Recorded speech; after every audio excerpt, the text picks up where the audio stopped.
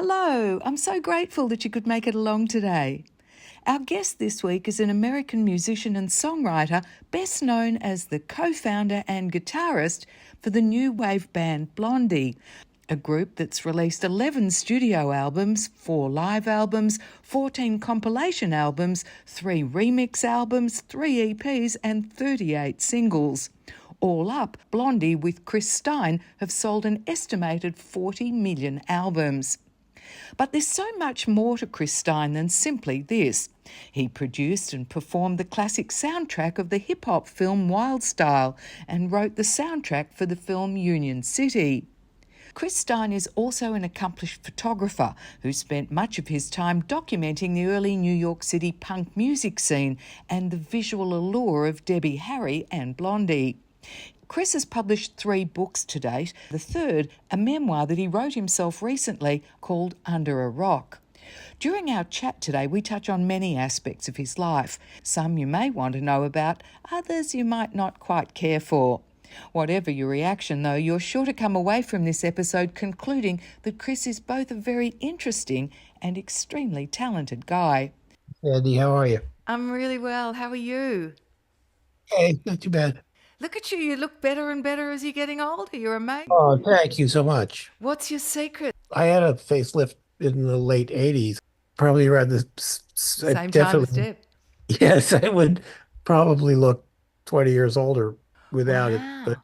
That takes a lot of courage, doesn't it, to do that? yeah, I don't know.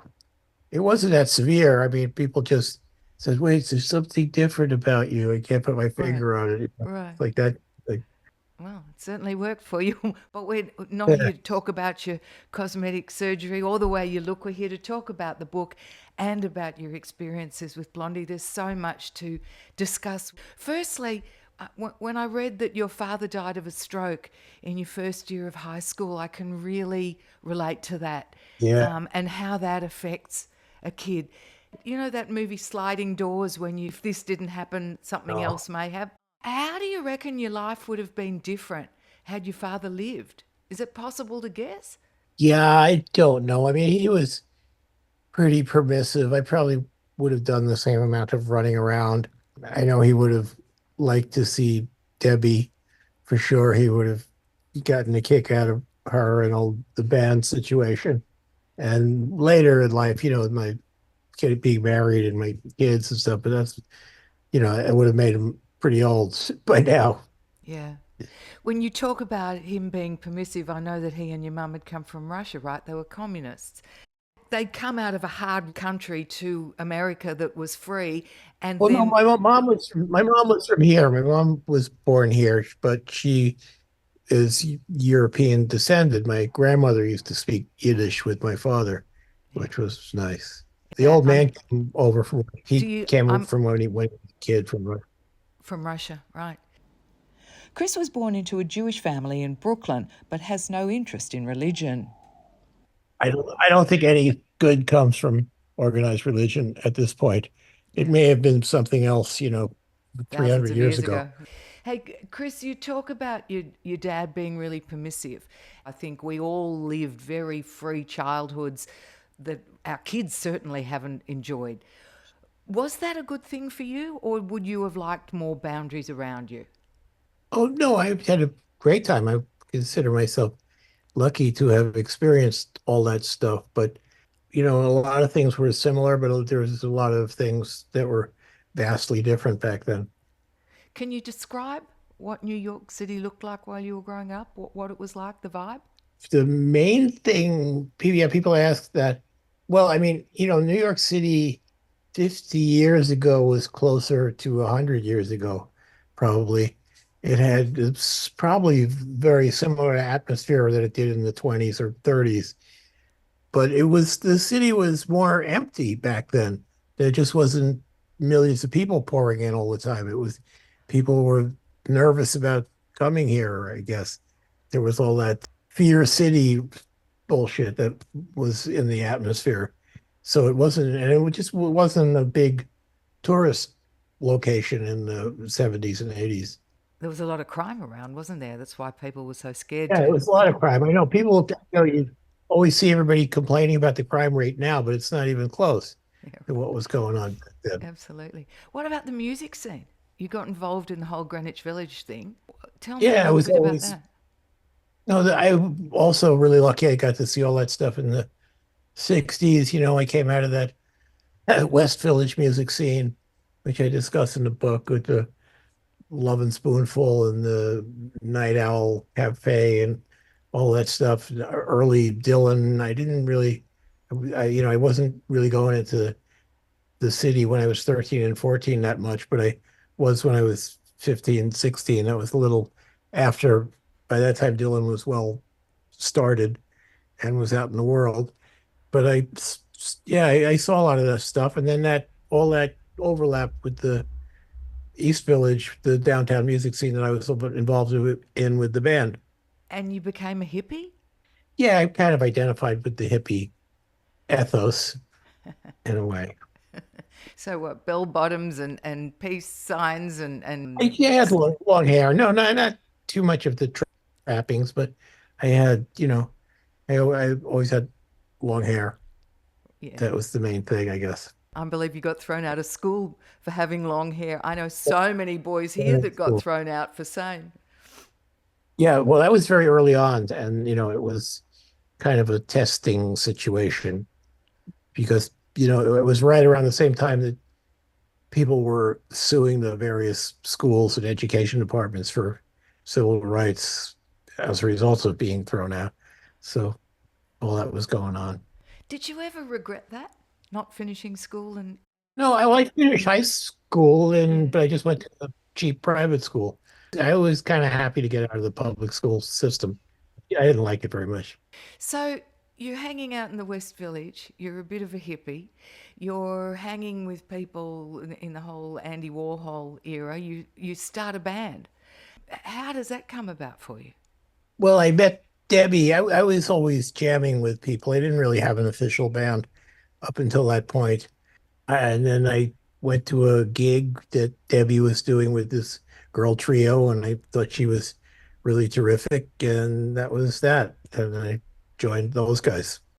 It was 1973 when Stein joined the Stilettos as their guitarist, but Debbie Harry had already been in bands since the late 60s, beginning her musical career as a backing singer for the folk group The Wind in the Willows. I was friends with one of the other girls in the girl trio, who was the girlfriend of a guy I knew. So, what was the time between meeting her and joining their band? It was pretty short, probably within just a couple of weeks, because they Right. didn't have permanent musicians. They had like rotating musicians. So I became the first permanent one. Were you on the same page musically? Yeah, I mean, I knew what they were doing. They were doing, R&B, rock and roll stuff, little kind of cabaret stuff. And that was what you were into too? I was into everything. I'm still into everything. So, it didn't matter to you what you were playing as long as you were playing? They had a rock and roll edge. I thought they were cool what they were doing. The trio known as the Stilettos was Elder Gentile, Amanda Jones, and Debbie Harry. It didn't take long after Chris joined the group that he and Debbie formed a romantic relationship, and only a few months later, in the summer of '74, the pair and the band's rhythm section left the group to start their own, which they called Blondie. It was around that time that you started flirting with both with Debbie and with drugs? No, I was always smoking weed. No, I didn't do hard drugs for many years. That was not till the late 70s, early 80s. But I was just always smoking pot. I was never a big alcohol person. Now it blows my mind that or you can walk around the city here and just go into a pot store. I Oh, mean, that's unbelievable. I don't know if I ever really saw that coming. I maybe a little bit. I heard rumors back in the 60s that like all the big tobacco companies had bought all the names, like Acapulco Gold and Panama Red and all this stuff. Right. I don't know if I saw it coming. I mean, I think it's great. I think less people will die and be horribly affected the way alcohol does, but alcohol's not going to go away either.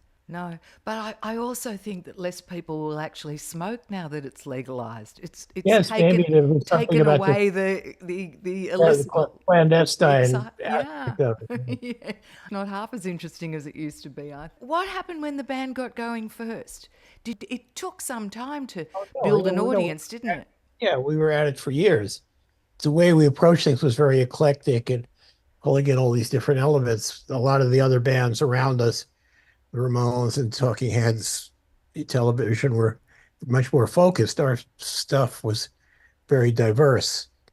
So, we just kept going. Doing those first recordings is what I think helped us focus a lot. How did they come about? Just from being on the scene and playing and people we knew, we knew. I think Marty Fau was the guy who was the New York Dolls manager for a while during in their, main period. He steered people towards us. He was a friend, stuff like that. Right. The record companies were starting to come around to CBGBs and show interest. Yes, of course, you started off at that little local club and it all blew up from there. Were you ambitious? Yeah, I always just wanted to move ahead. I'm very optimistic also. So that stuff all goes, I don't, well, as they say frequently, the model for the rock star has changed a lot over the years. So I've never really thought about having like a Rolls Royce or buying jewelry or any of that kind of stuff. I just wanted to be able to afford better guitars and tape recorders. Because you and Debbie actually did live in squalor for a long time while trying to make it, didn't you? Yeah, it was funky for sure. Yes. So, what happened when you did start to make money first? You bought tape recorders and new Yes, guitars? I got the first crazy thing I bought was a timpani, which I don't know why I wanted it, but I had it for a while. I got a 24 track tape set up at home and that kind of stuff. You never did buy the Rolls Royce. No, no, I didn't even learn to drive for years, so much You don't later. need to in the city, do you? Yeah, no, it was always on the subway. The first thing we had success with was the Australian thing, was that in the Flash track, the Molly Meldrum deal, where the story was that he played the B side by mistake, and that became a hit because it was softer and a ballad. But I think he just knew his audience, and that was a really good story. So I don't know if I ever spoke to him about it, but he's a smart guy. For the uninitiated, the Molly Meldrum that Chris has just mentioned was the host of Australia's most popular weekly music TV show, Countdown.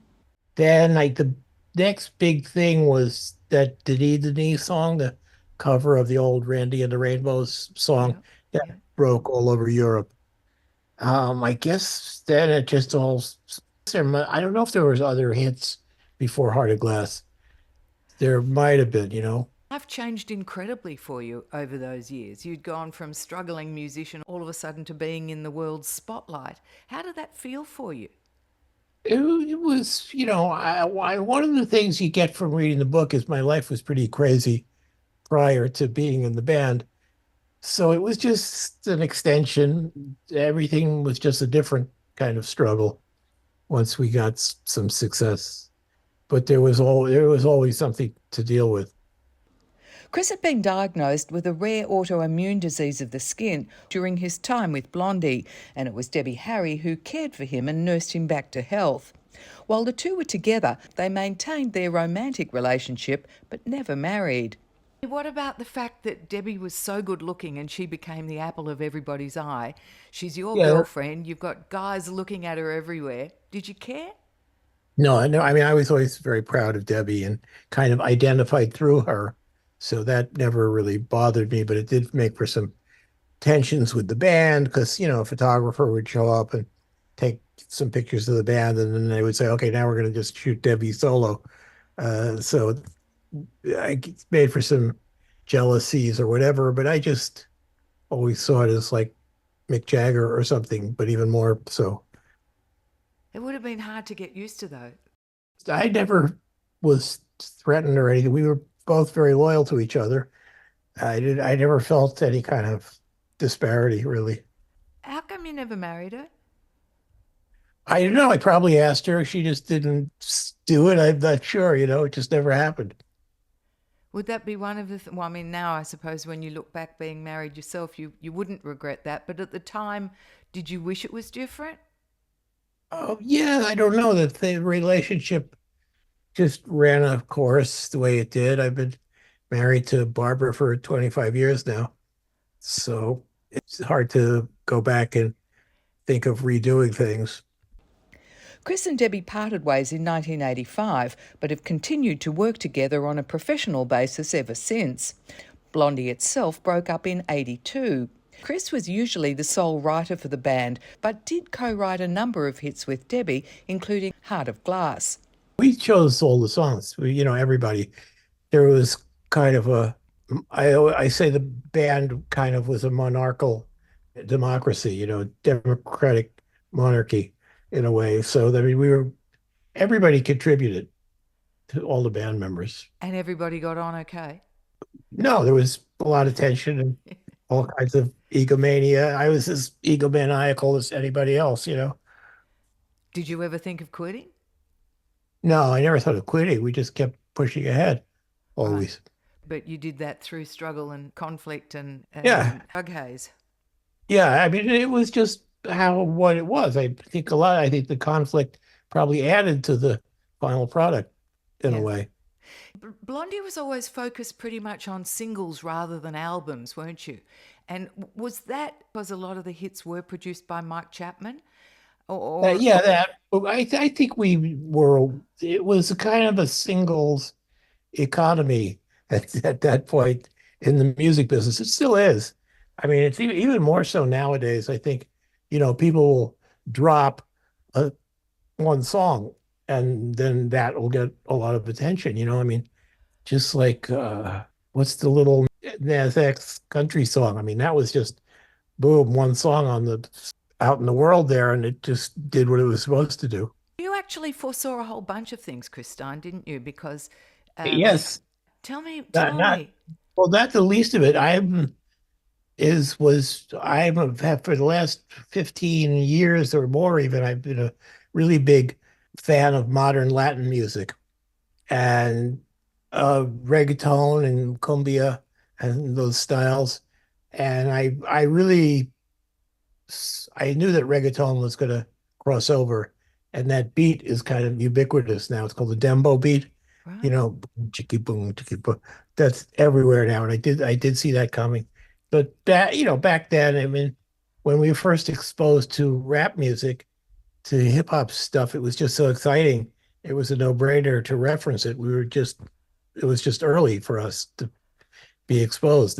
The uptown and the downtown scenes hadn't come together at that Yeah. point. Did that influence the music that Blondie was making?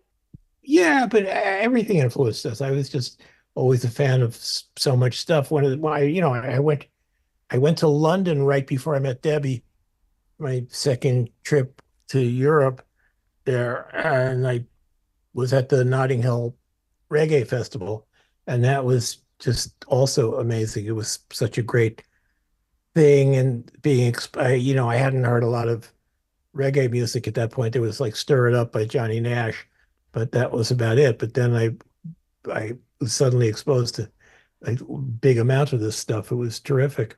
So you were absorbing everything from everywhere. Yeah, just putting it all, just pulling in different elements and trying to combine and suggest things like Sunday Girl is kind of like an Afro-Caribe thing to me. When I was working on that melody, it was like an island song a little bit, and then it became this rock ditty, whatever. I don't know how to qualify it. You were writing, you were putting out music, you were playing with the band, but simultaneously you were taking lots of photos and you were making films. How did you manage to stretch yourself so far? Well, I didn't, I wish I had had like an iPhone at the time back in the, because I would have taken a lot more pictures. There's so much stuff I was around that I didn't take pictures of. The guys who were on the scene like Bob Gruen and those, Roberta Bailey, all those people, Kate Simon, all those great photographers were always shooting. I was always had to deal with the band situation, so I wouldn't always have a camera with me. If you had to order those loves, though, do they sit on the same line, or does it number one music, number two photography, etc.? It's just all parts of the whole. But I only dragged the video camera around for a while. I only have like about 7, 8 hours from that period. I'm trying to deal with it now. Right. And photos? Yeah, a lot of photos, but there still could be more. It's still pretty finite. What you were shooting was all the stuff that was going on around you. Yeah. Yeah, no, I was lucky to be like, have access to a lot of the musicians and people I knew. Did the drugs start to get in your way, Chris? After a while, yeah, towards the end, like 1980, 81, it was a strain. And is Just dealing with heroin and all that cocaine and everything. It took me a pretty long time to get away from all that shit. how did you manage to get away from it in the end? I went on methadone for many years. That helped, but I just had to, I don't know, I just had to get disgusted with it, I guess. Maybe my wife helped too. I just haven't really done anything for 25 years. I haven't done any drugs. And was it the drugs that finally tore the band apart? Well, no, it was me getting sick, but it was also all just the tension and the lack of good management. You know, it's very standard showbiz what happened to Blondie. Are you saying you got ripped off by management too?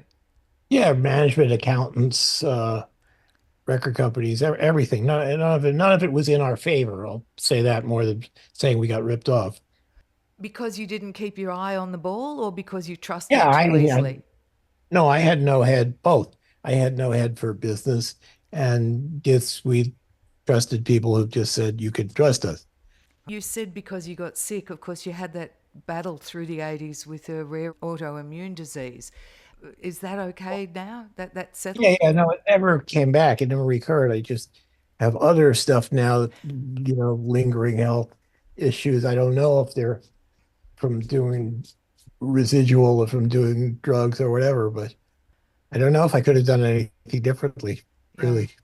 Well, I think any of us who grew up in that era treated our bodies pretty poorly. Yeah.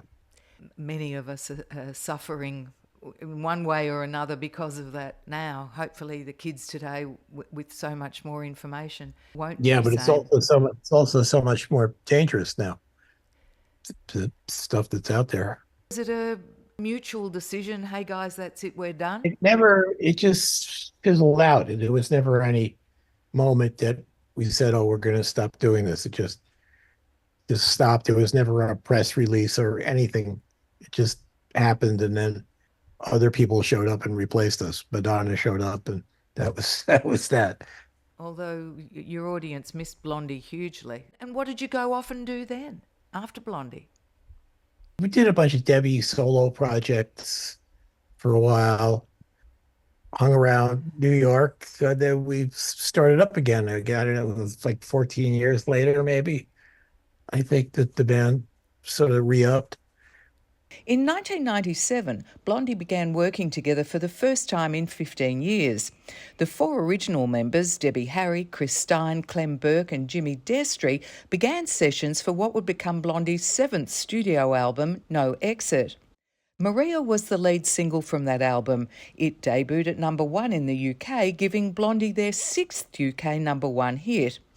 I met a guy and he said, listen, if you don't do this now, you're never going to do it. And that kind of struck me at that moment. So I called Debbie. It was always in the back of my head. It's like that line in the Matrix, there's a splinter in your mind. There's something there. You can't put your finger on it. It was always there. And I called Debbie. I said, let's do this finally. And she said, no, you're crazy. But then came around pretty quickly and we just all got back together. Maria was a big hit all around. I heard it was number one in Spain 3 times. Did that come as a surprise to you? No, I'm always very optimistic. So I think things will be successful. I remember recording that song and thinking it how and that it really had a good shot. It could be good. Blondie didn't go on for very long after that, did it? You mean the second iteration there? Yeah, that's the one I meant. Well, we changed members. I mean, our old bass player Lee Fox was with us for 20 odd years. We changed guitar players, keyboard players. Jimmy dropped out after a while, but it's only Debbie doing the shows at this point from the original lineup. Why aren't you with them? My health, mostly, I just don't have the stamina I Ah, used to. I had heart murmur and then I had prostate cancer, which I had to do the radiation, all that bullshit. But I'm kind of at the end of that. I think I'm out of the woods there. It oh, wasn't that near, I really but hope it's, so, Chris. yeah, I mean, I feel okay, but I just don't have the energy. And I like doing the shows. I wouldn't write it off. Maybe I would do some shows at some point, but the airports and the hotels is murder. Yeah, I that's can't- that's that's become the most difficult part, hasn't it? And certainly the most Yeah, time consuming. yeah, no, I hate airports used to be glamorous back in the 60s, 70s, whatever, and now it's like the subway. So whatever. There's no more charm there. Why the book? And when did you start writing it? During the COVID, the isolation period, and I just wanted to get some of these memories down while my brain cells were still there and able to produce memory. So, and I've had a crazy life that interfaced with the music culture, American music culture a lot. So I thought it was worth putting out in the world.